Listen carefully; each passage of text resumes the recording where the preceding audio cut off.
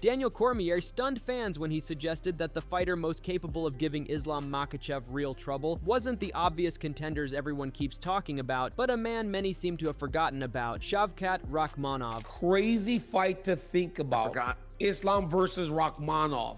The size of Rakhmonov, the wrestling ability of Rakhmonov, and the striking of Rakhmonov is one of those fights where I'm like, man, boy, that's a good one. Cormier's viewpoint came as people were still discussing the aftermath of UFC 322, where Makhachev dismantled Jack Della Maddalena without taking any real damage. Many thought that fight would push him like never before, yet he cruised through the 25-minute championship matchup and walked out with the welterweight belt as if he'd been defending it for years. And so, with lightweight opportunities behind him and welterweight challenges ahead, everyone started asking the same question: who actually has the skill set and physical attributes to give this version of Makhachev a genuine fight? I thought last weekend would have been the toughest fight of his career.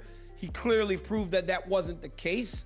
I think, though, if he was to fight Shavkat, that would easily be the hardest fight of his career. Jorge Masvidal also spoke highly of him around the same time, making it clear that although new welterweight names were popping up after UFC 322, none of them seemed like a real threat to Makhachev the way Rakhmonov did. Masvidal looked at the division and saw newcomers like Carlos Prates and Michael Morales getting big wins, but he didn't believe any of them were the fighter who could break Makhachev's dominance. In his eyes, Rakhmonov remained the true danger of the division, the fighter big enough, skilled enough, conditioned enough, and versatile enough to push the standout Dagestani champion in ways no one else could. Rakhmonov's case becomes even stronger when remembering that he hasn't lost a single professional fight, recently handed Ian Gary the only defeat on his record, and was originally supposed to fight Bilal Muhammad for the title before an injury pushed him out. That missed opportunity created a chain reaction that eventually turned Maddalena into the champion and later into Makhachev's victim.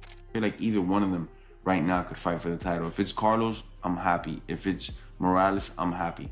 You know, but we also got to add the monster at that weight class, the boogeyman, Shavkat. Shavkat is amazing, and that's the only guy actually that could beat Islam. That's the only guy that could beat Islam, and he's naturally bigger, great wrestler, has an endless tank of gas, and he's not bad on the feet. You know, he does eat some shots to give some shots, but he's not bad on the feet. And now that I think about it, I forgot completely about Shavkat. He's been injured for so long, but he's another one of my favorite welterweights. He could be another guy that could beat him all, man.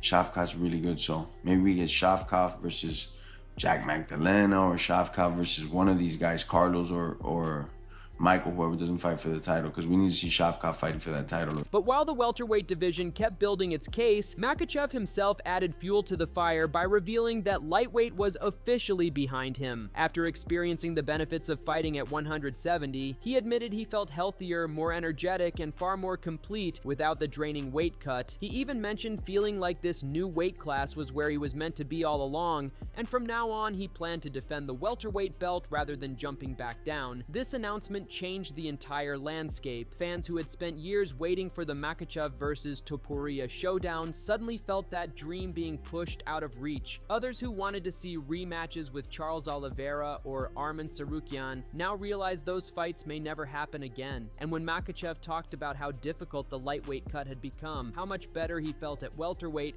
and how motivated he was to break more records, it became clear he had no intention of moving backward. Islam looks different, that's weird. Just looks different. So takedown straight away. That looked be easy for Islam, that takedown. Like, as soon as I seen him in the cage next to each other and seeing the size, I was like, yeah, Islam will be able to grapple him. I thought that Jack might be a bit too big for him, but he doesn't look like a lightweight fighting a welterweight, does it? Even the idea of skipping to middleweight didn't interest him, despite the speculation. After Daniel Cormier jokingly brought him cake backstage, Makhachev admitted that moving up another division would require more size than he currently had. Instead, he explained that this version of him, comfortable and strong at welterweight, was one he planned to keep building into a long-term champion. The welterweight lineup waiting for him is anything but shallow. Morales and Prates turned heads with highlight finishes at UFC 322. Gary and Bonfim have been rising fast. Rakhmonov remains the dark cloud looming over the whole division. division. Former champions Kamaru Usman and Belal Muhammad are still present and dangerous. Almost every fighter in the top 15 is either a past champion, an undefeated prospect, or a surging finisher. Who's going to give Islam problems? Get me at 170. Get me at 170. We'll get you back on the Maccas. Nah, look, again, feel bad for JDM. I feel for him. Obviously, you don't get much better dudes than Jack. One of the nicest guys you'll ever meet.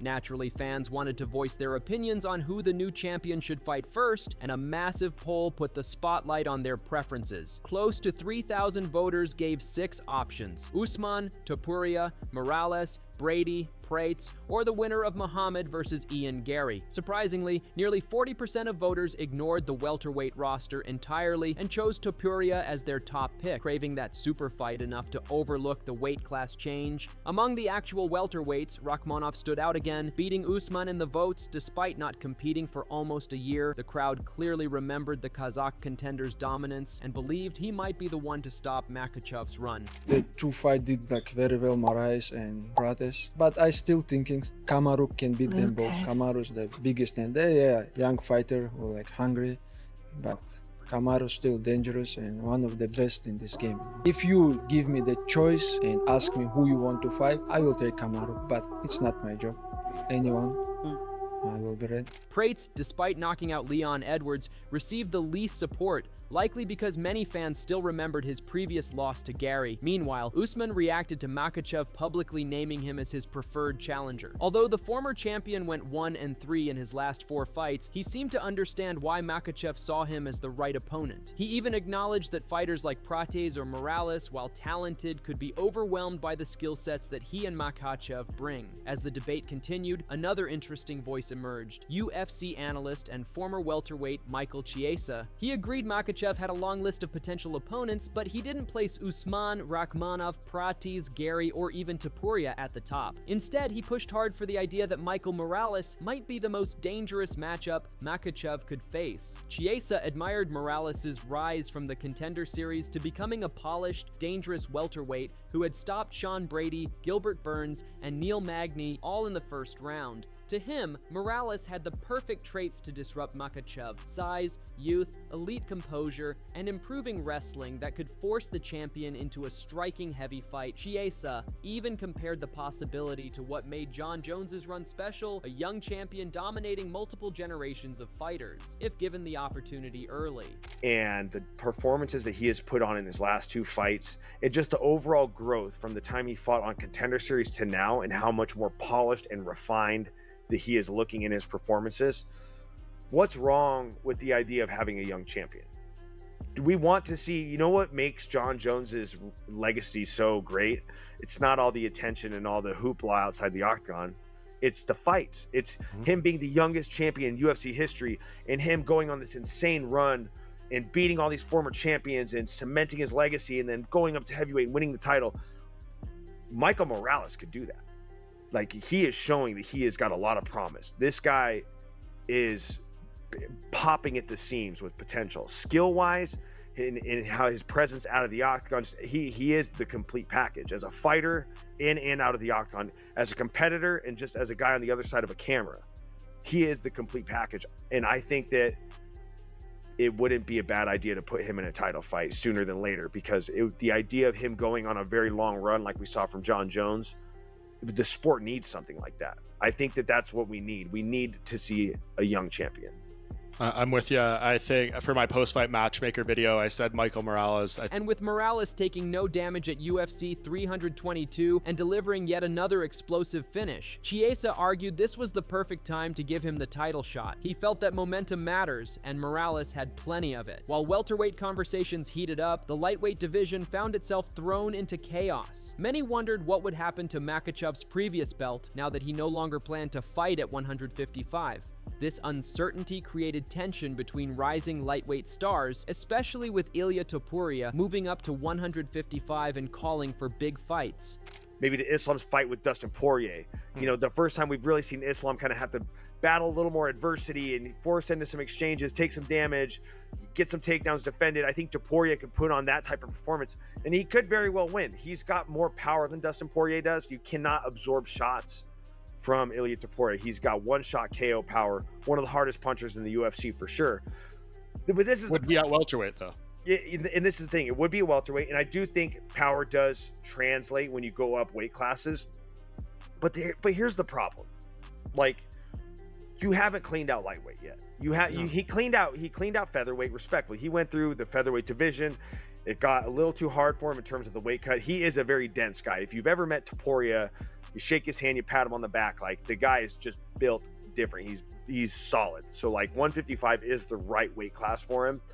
The idea of him winning 3 belts in 3 weight classes, it would be iconic. That idea first came in my head when Henry Cejudo talked about it. And I did love the idea of, like, holy crap, could you imagine if a guy won 3 titles in 3 weight classes? That'd be something else.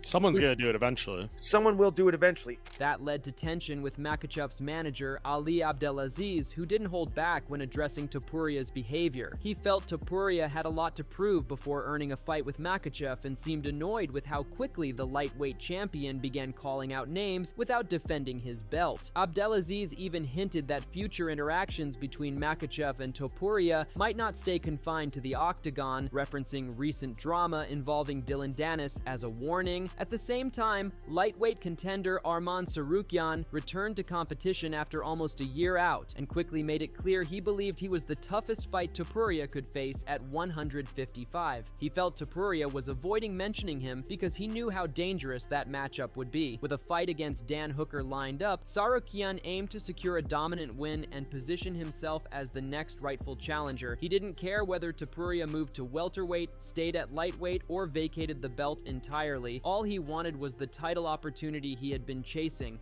He even predicted that if the UFC bypassed him and gave Topuria a fight with Paddy Pimblett instead, the matchup would be more spectacle than competition. Comparing it to something more entertainment-focused than legitimate, Tsarukyan believed that if he delivered a strong performance against Hooker, he would deserve the title shot far more than anyone else. Вот многие после такого выступления считают, что бой с Ильей — это полный мисс-матч.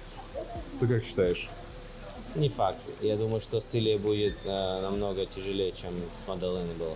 Из-за низкого центра тяжести и борьбы? Из-за антропометрии, и я думаю, что у Ильи намного тяжелее удар, чем с кем он дрался? Джек Делла Мадалена. Я думаю, что у Ильи тяжелее удар, чем Мадалена. Мадалена меньше ронял, чем Илья. Илья почти всех роняет. Meanwhile, Topuria's desire to fight Makhachev in June seemed unlikely given the Dagestani's decision to stay at 170. That meant the lightweight title picture could shift drastically depending on who wins next and whether Topuria chooses to defend or move up permanently.